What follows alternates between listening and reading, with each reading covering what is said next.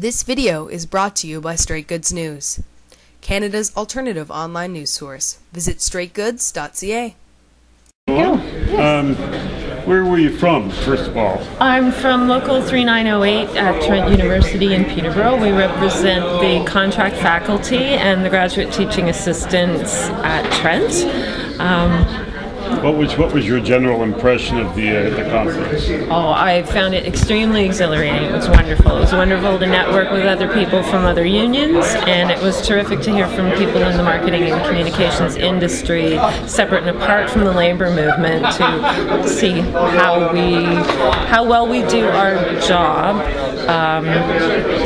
If we were doing it in the private sector, so to speak. And what stood out for you? What would you take back from this and try to apply?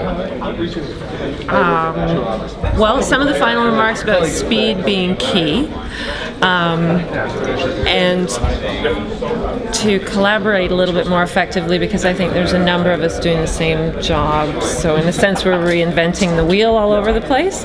So if we can collaborate more effectively and be so that we're not duplicating efforts in our individual locals, and also the